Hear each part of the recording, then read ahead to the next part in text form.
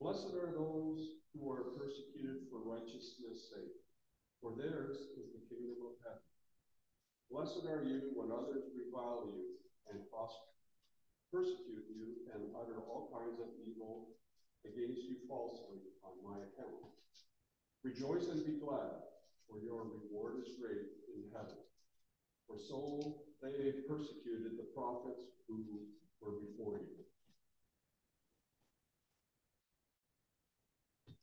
I'd like to extend a welcome to all who are here this morning.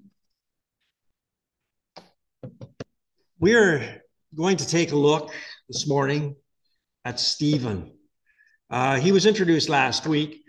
I have been looking at the Sermon on the Mount and working through the words of Jesus and what it means to live for Jesus and what it's like to be a disciple of Jesus. And it's a good time to just pause and see, what does that actually look like? How is it actually applied in the believer's life? And as was read by Murray just a minute ago, Jesus says, blessed are those who are persecuted, who are accused falsely. And I think that we can look at Stephen and we can say that this certainly applies to him. And this is not that much longer after Jesus himself was killed, executed. And it's only a few years after Jesus uttered these words. This painting by Bernardo, Cavallino, is what we call a piece of Baroque art.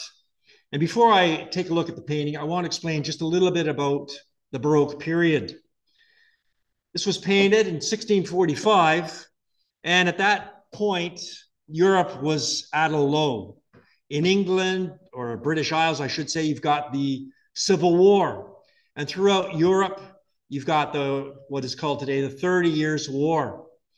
And I want to point out something about this 30 Years' War, because this is a misconception that people will raise. They call it the religious wars.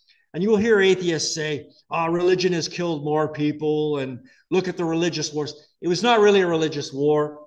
It was a dynastic war between the House of Bourbon, in what we would today vaguely France, and the Habsburgs, Spain, Austria, which was a lot bigger than what it is today.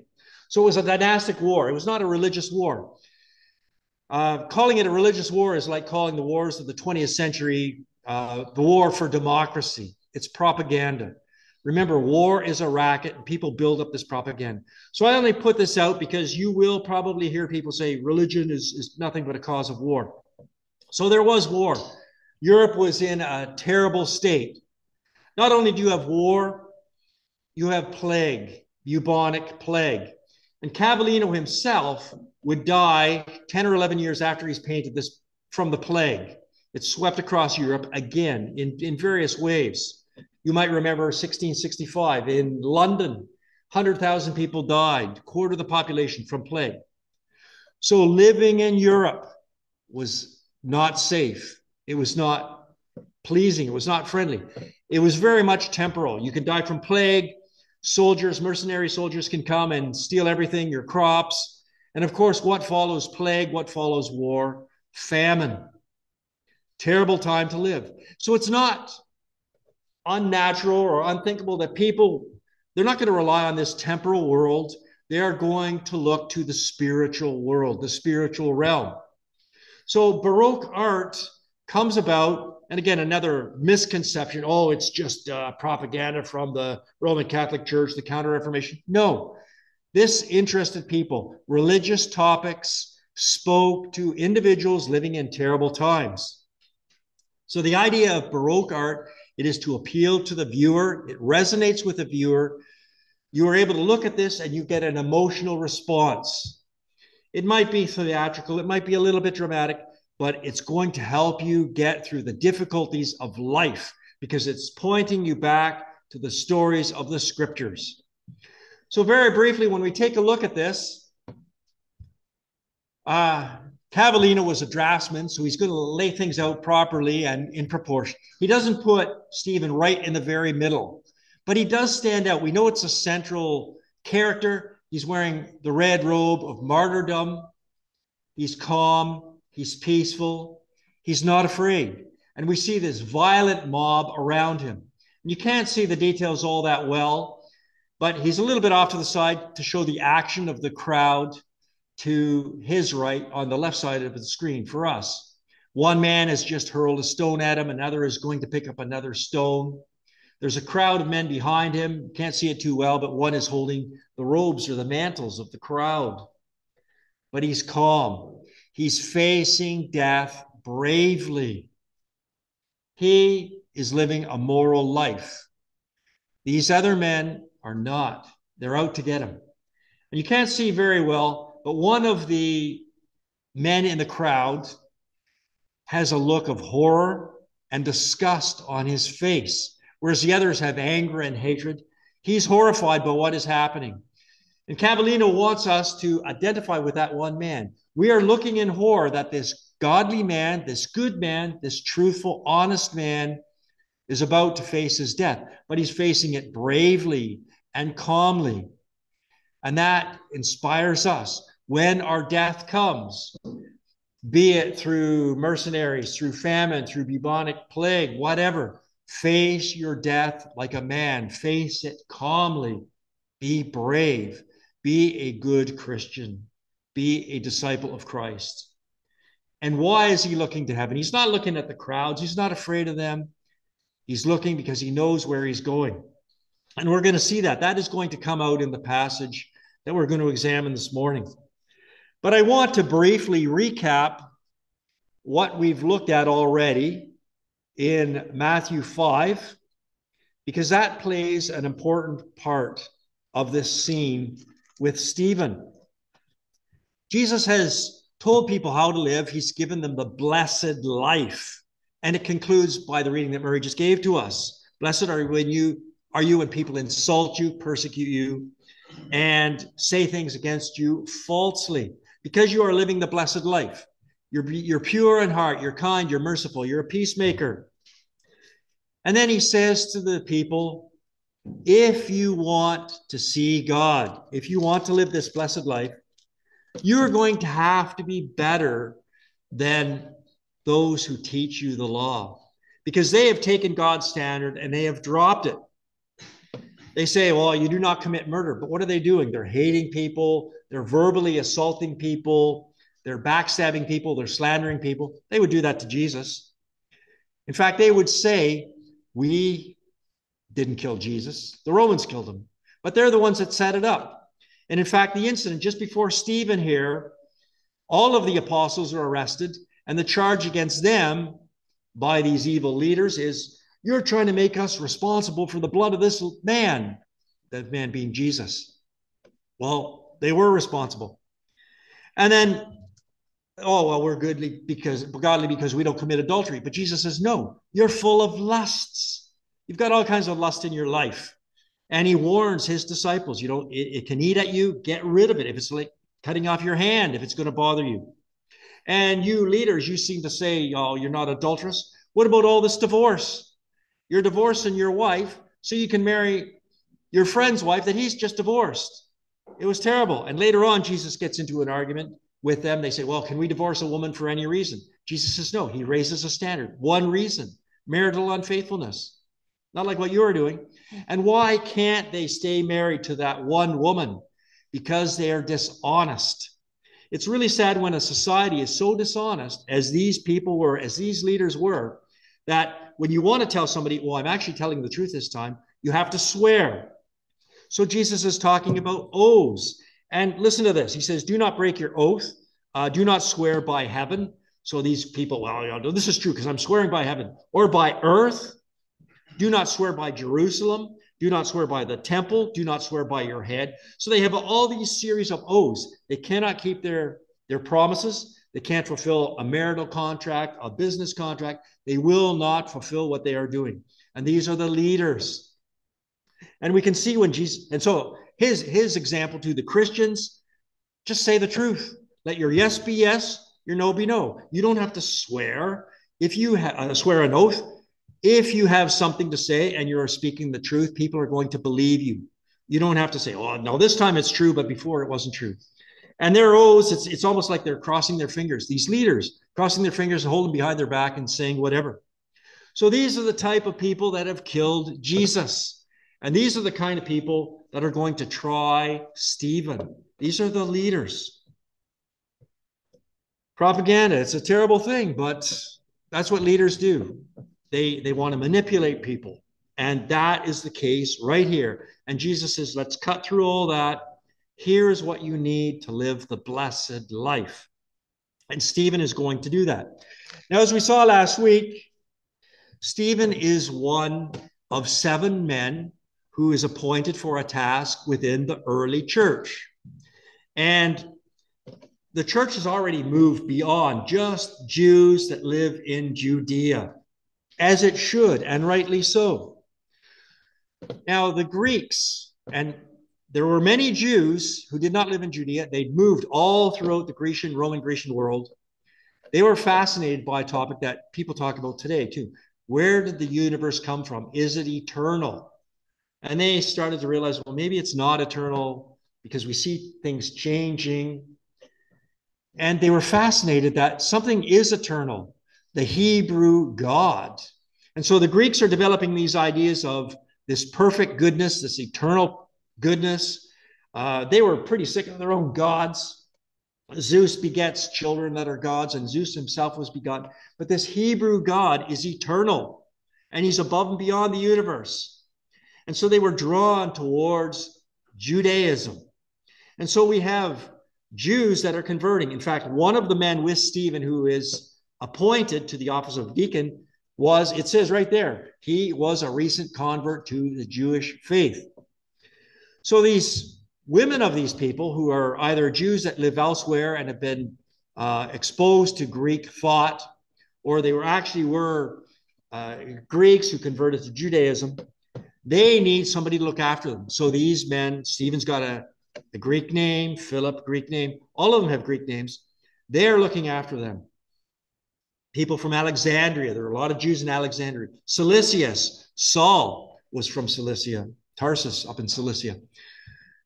And naturally, as Stephen is going out helping these widows, he's going to meet their kinsmen, maybe their sons, their grandsons, their widows, maybe their cousins or grandnephews, whoever. And so they are discussing Jesus.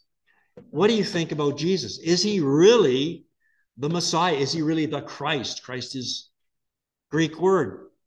Is he that? And they're arguing with Stephen. And as we saw last week, Stephen points out, here's the proof, here's the evidence. And Christianity, a lot of times critics will say, oh, it's just blind faith. It's not blind faith. Christianity is based on evidence. And he's laying out the evidence to these people, and they're against him. And I'm sure you know people like this. You know people, you show them incontrovertible evidence, and they will still deny it. Here it is in black and white. Well, somebody else wrote it, or that's their opinion, or whatever. No, they won't accept it. And these people will not accept it. These men with whom Stephen is arguing. And so they say, well, we're going to take you to court. And they seize him. It's not like, well, let's go and discuss this. They seize him. They take him to court. These are the men that Jesus has already pointed out. Don't be like them. Listen to what they say, but don't act like they do. And so we know right off the bat, Stephen is not going to get a fair trial, a fair hearing. And in chapter 7, first verse, and you're going to see the hypocrisy in this immediately. The high priest asked Stephen, are these charges true? What does he care about truth? These guys don't. They're not about morality. They're not about truth. They're about expediency. Why was Jesus killed? Oh, well, it's good that one man dies for the nation. They weren't interested in the nation. They were interested in their own status.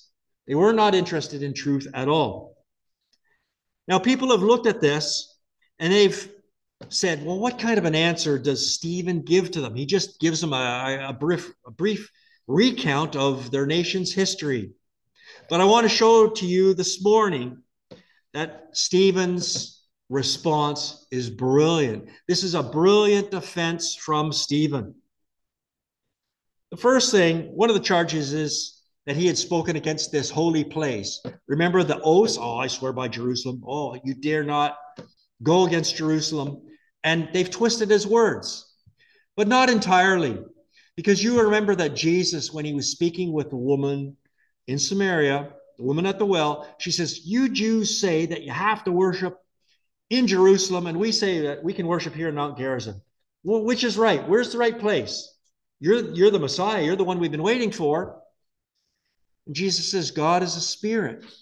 You have to worship him in spirit and in truth. And it's not going to be just at Jerusalem. It's not going to be here. You can worship God because he is a spirit. Don't just get it into your mind that Jerusalem is the right place. So Stephen is going to answer that first thing, that you've spoken against this holy place. And when we look through chapter 7, he does begin with Abraham. And he says, now, Abraham, our forefather, where is he from? He's from Mesopotamia, Ur of the Chaldees. And God contacted him far away from here. He wasn't in Jerusalem. And Abram moved his way up the rivers. He goes up to Aram. He's worshiping God there. And he comes into this area here. He never owned anything here. He doesn't own anything except where he's buried. But wherever he set up an altar, he was able to worship God. He was not confined or restricted to Jerusalem. And then he goes on to his grandson, Jacob, later called Israel, and his son, Joseph. Joseph winds up in Egypt. That's far removed from here. And the whole clan, the whole tribes wind up in Egypt. And they're there for hundreds of years, worshiping God. And what about Moses? Moses is in the wilderness of Sinai. And we looked at this last year when we were looking at the Pentateuch. He meets God in the wilderness. Take off your sandals, Moses. You're on holy ground. Wherever God is, it is holy, it is consecrated. It's not confined to Jerusalem. And the tabernacle, we looked at last week, how they're moving around the tabernacle. And then he goes to the dedication of the temple. Okay, now finally we come to Jerusalem. And what does Solomon say when he's dedicating this temple?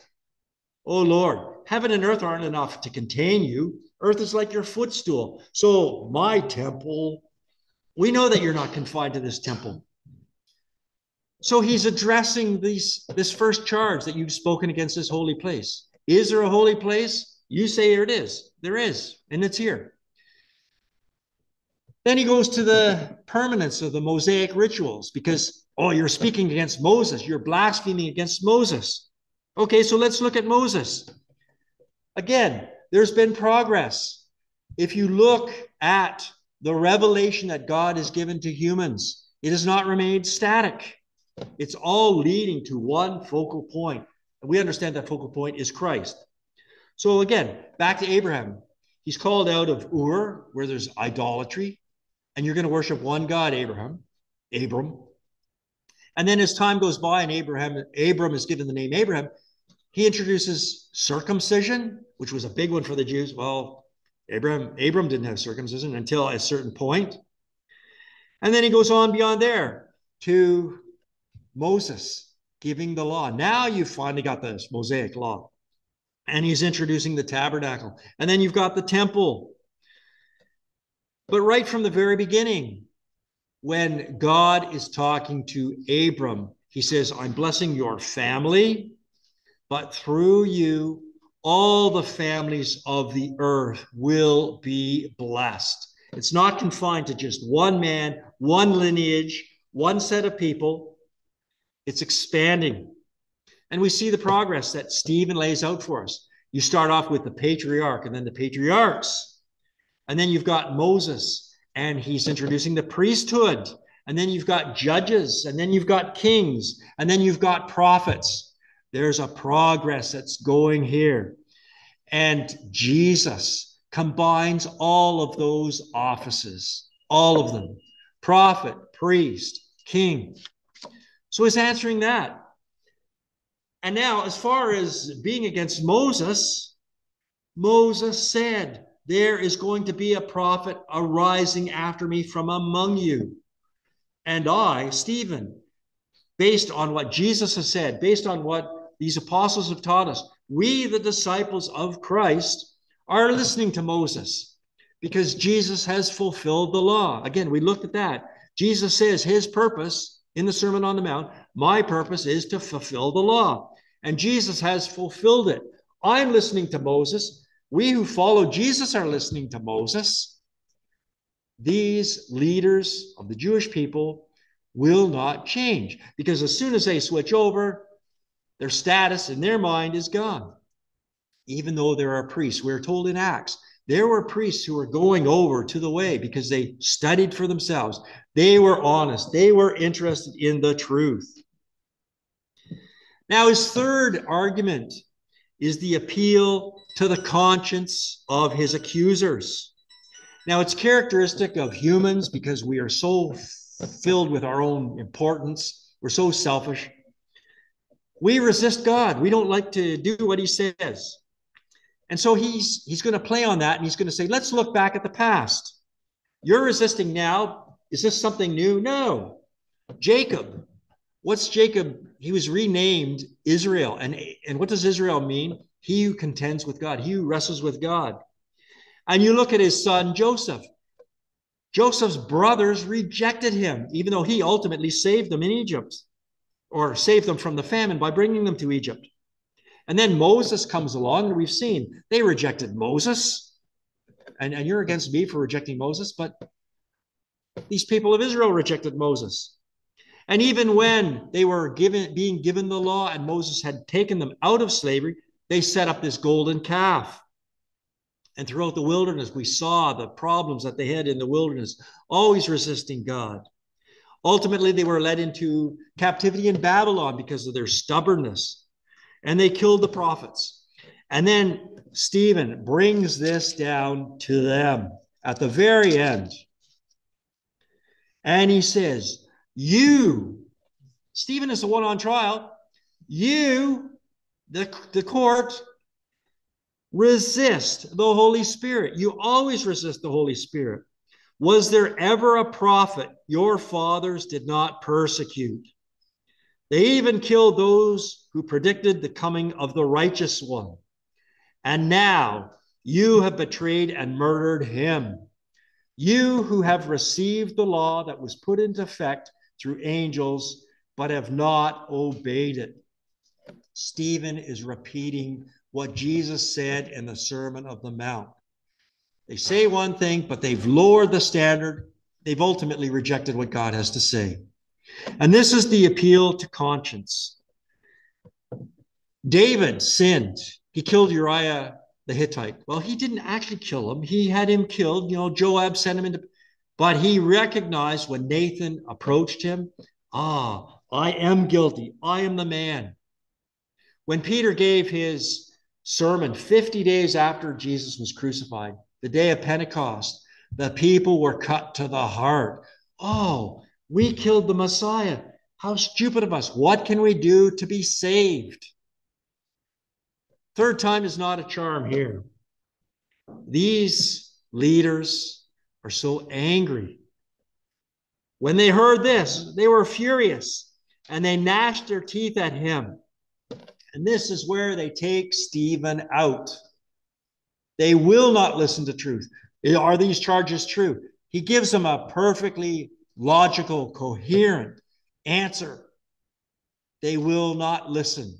These men that he says who received the law, you're supposed to keep the law, you're supposed to teach the law. They haul him out, and we see the anger, we see the ugliness, and they're going to kill him. But I'm not closing the book here. Luke doesn't end the story here. Listen to this. Stephen, full of the Holy Spirit, looked up to heaven and saw the glory of God. Cavallino is wise. He doesn't show the glory of God. You can only imagine it. But we know he's looking up. He sees the glory of God. And this is very interesting. He sees Jesus standing at the right hand of God. Jesus is standing at the right hand of God. This is the only place in Scripture where we have that. Jesus is supposed to be sitting at the right hand of God. Anybody here who's ever been to a sporting event, you're sitting in the bleachers in the stands, What happens when your favorite player is injured? What happens when there's a very exciting play? What happens when the game is on a hinge? Everybody leaps to their feet. They're leaning forward. They're cheering.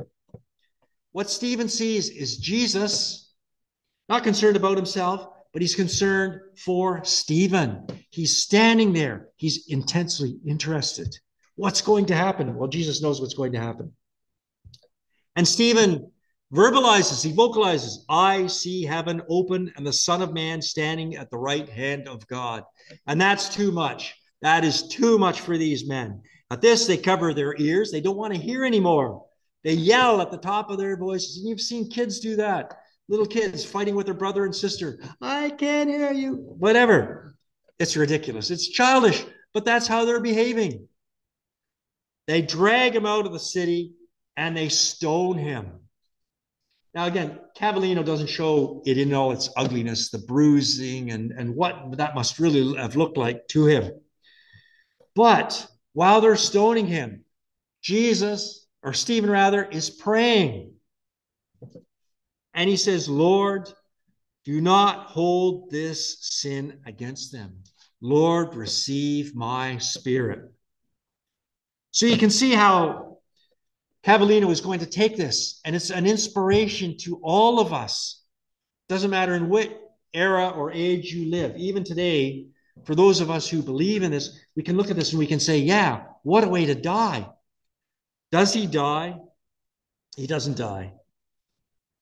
It says he fell asleep. Lay not this sin, just as Jesus said, Father, forgive them.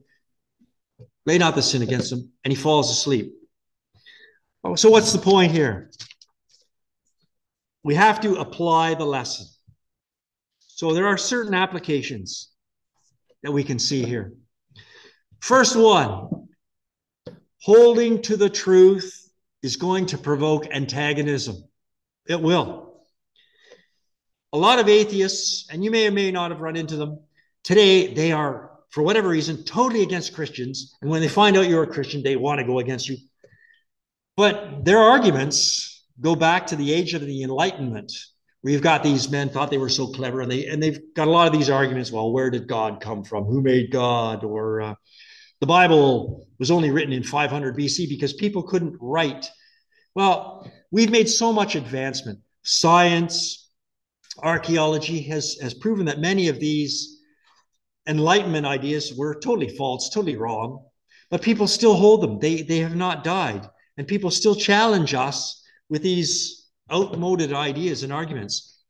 And why they even care, but they're very militant against Christians, and they will go against us because holiness and sin are mutually repellent. We might say, well, they hate us, but we don't like people who live by lies. If somebody is always lying and they're changing their word and they're living as these leaders were, that's repellent to us as well. And sooner or later, there's going to be a collision. There will be a collision. Jesus, I hope when we've been looking at the Sermon on the Mount, we see what a benevolent, kind teacher he is. He's irresistible to so many people. And yet, when you take somebody like him and he's killed, that just proves that sin cannot tolerate those who are holy. Stephen is meek, he's kind, he's helping widows. What's not to like about that? And he's killed because of his views about Christ. He argues that Jesus is the Messiah. Now, we're fortunate that we don't go to jail. We're not thrown in dungeons, but we still do face some oppositions. I'm sure everybody here, you've had people making snide remarks or sarcastic remarks. So we get a little bit, certainly not as bad as this. Is it bad? Is it wrong? Think of a flag. It's hanging on a flagpole and there's not much of a breeze. Well, fortunately for us, in North America, maybe we're like that. You go to other parts of the world and it's not like that. There's a very stiff breeze of opposition, of persecution. And I've told you before, I will repeat it again.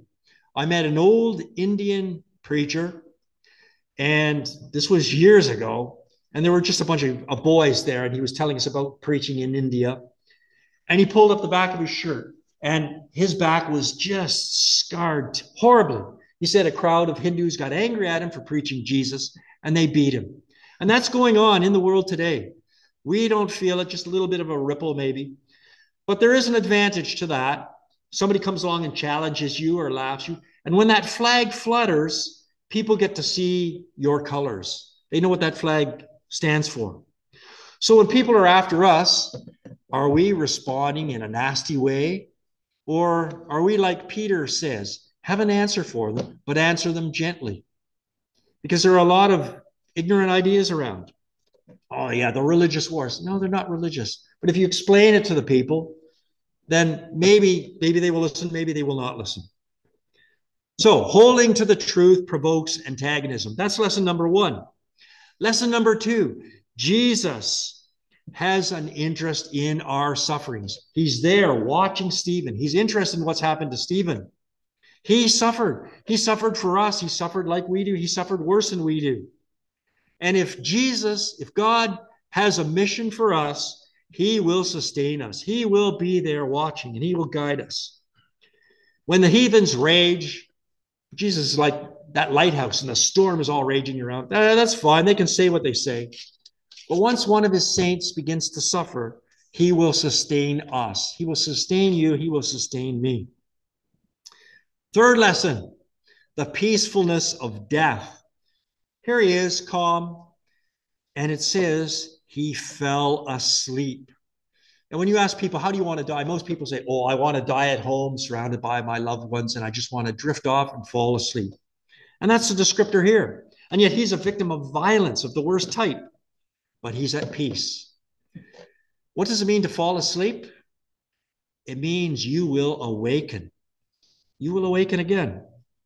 As John Donne said, one short sleep past, we wake eternally, and death shall be no more. Next point. I only have 2 points left. I'm almost done. The words we think are vain are not always fruitless. It looks like Stephen lost. He gave his defense. It didn't save him. He gets killed. But that man behind him who's holding those gowns, Saul of Tarsus, he was there. He heard the words of Stephen. He heard Stephen's defense. And sometimes we hear an echo of Stephen's words in Paul's writings. So you might say something to somebody, oh, you're a Christian, blah, blah, blah, and you give a gentle response, and you think that it doesn't hit them. It bounces off them. But sometimes the words we scatter, they don't just fall by the wayside to be eaten by the birds. The words you say today might take a long time to germinate, but they will. The seed can still grow even if the sower is dead. Farmer goes out, sows his seed, dies the next day, heart attack. The seed is still there. It's going to germinate. They can kill the man, but they can't kill the truth. And finally, the persecutors seem to win. That's our final lesson. Yep, they won. They killed Stephen. Yep, they won. They killed Jesus. But in the end, the persecutors' efforts are in vain. Time and again, we have seen it. Again, Stephen is killed. His truth lives on. We might die for whatever reason, in whatever circumstances, but if we've sown the words of truth, if we've lived the life that Jesus encouraged us to live, our life will not be in vain. God can always bring good out of evil. And don't ever forget that.